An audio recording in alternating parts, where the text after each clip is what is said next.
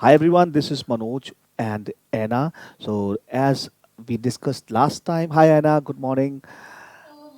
Hi, as we discussed last time about the specific endings of nominative and nominative only. So just a quick revision we are going to do in nominative. Whenever the adjectives are appearing before the noun or substantive, they carry a specific ending.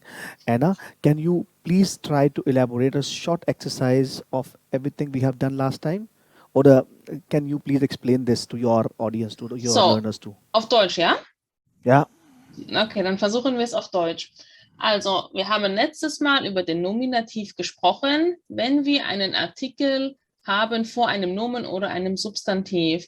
Wir haben gesagt, dass je nachdem, worüber wir sprechen, über männlich, weiblich oder sächlich, müssen wir das Adjektiv vor dem Nomen verändern.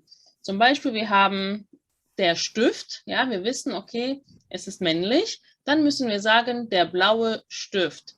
So, was müssen wir sagen? Zum Beispiel the yellow lamp.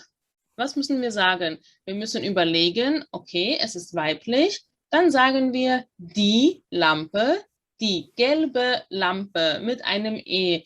Das gleiche wie zum Beispiel the picture, das Foto. Was müssen wir sagen? Okay, es ist neutral, wir brauchen Nominativ, das yeah. Foto, the beautiful picture, das schöne Foto. Also jede Endung hat einen gewissen, nicht Zustand, aber eine gewisse Regel, die wir beachten müssen. Und für Yes. den Plural zum Beispiel the trains, die Züge, the big trains, die großen Züge, die roten Züge, the red trains, the big trains. Yeah. So this is what you have to keep in mind. Wonderful, wonderful. So just a quick explanation, whatever Anna had just described. So whenever these nominative, when the adjectives appear before the nouns, they carry specific ending. So for example, the big house. In this sentence, house has article das Haus and big is my adjective, which is gross. So we write das große Haus. If we do it in indefinite article, a big house, which is ein großes Haus, because this es is taking gender of the house. This was all about nominative. Today Anna and I are going to discuss about accusative and the rules for accusative endings in our this lesson. So Anna, would you please try to explain the accusative case first of all? And Yes. Okay, so we can try to understand that. So the important thing is to know when do we use accusative. This is a big thing for beginners. And then they have to think, okay, now I learned all those der, die, das in nominative, and now I have to learn accusative. Why is that? It is just because some verbs require, and some prepositions also, another object, a kind of dative object or accusative object. Later also genitive, but this is another story. So Akkusativ is for wen oder was. I always try to explain my students, it's like in English when you say, I call him on the phone, the him part. You yeah, don't say, I call he on the phone. This is wrong. So this is the only little similarity we have with English to make it understandable. So the same is also with accusative. Something happens to the object and therefore we have to change it. I would say, maybe you want to say something else about it, or is it yeah, understandable? yeah, that's correct. So Is it okay? Yeah. that's correct. I mean, whenever we have a subject and the direct object, so I explain the accusative this way. When in a sentence we have two nouns or two pronouns or one noun, one pronoun, the sentence is called to be an accusative. And the second noun or pronoun has to be in accusative case. For example, you just explain, I am buying a house. So there is always someone who is buying something and there is something which is being bought. So there is a doer who does the verb and there is something which is being verbed is basically the accusative pronoun or a noun. That's what, right? And for example, how would I say I am buying the house? I am meeting the man and I'm calling the man and I am inviting her.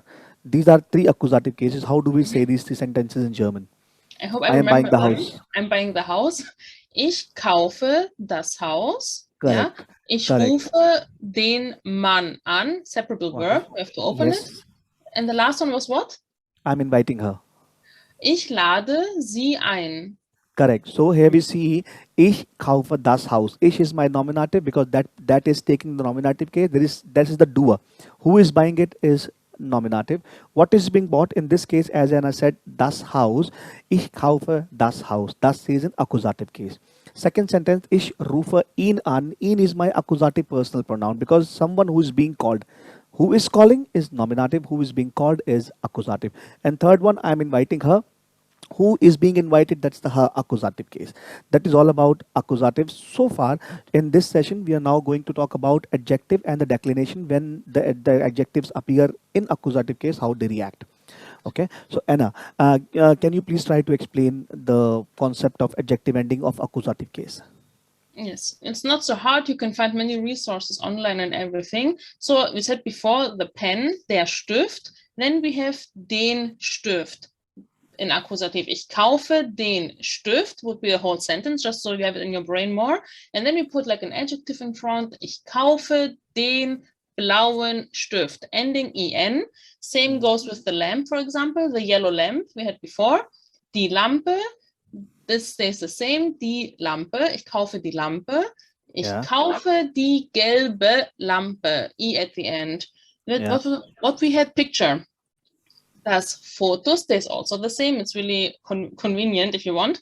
Das Foto, ich kaufe das Foto. Ich kaufe das große, das schöne Foto. It stays I.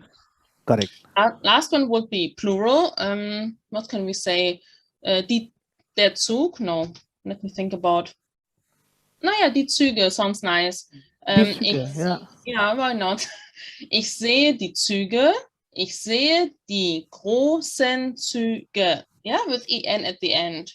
Easy as that. So if you know the ending, and then you also have to know when it's accusative and when not, then you will be able to make good sentence with adjective. Correct. And what endings do these adjectives carry when they appear in accusative? In masculine, definite adjectives carry en. Yeah. Masculine accusative. Ich esse einen en, kleinen Apfel. Apfel, genau. Kleinen. In masculine, definite adjective take en. Yes. Masculine, indefinite adjectives take en. Ich kaufe einen, ich kaufe den kleinen, ich kaufe einen kleinen. Yeah. And rest remains same. In accusative, feminine and neutral, they remain same, even the plural. Yeah, so, das ist ein kleines Haus. Ich kaufe das kleine oder ein kleines Haus. Sie ist eine intelligente Frau. Ich lade eine intelligente Frau ein. In masculine, der ist, er ist ein intelligenter oder ein reicher Mann. Ich lade einen reichen Mann ein.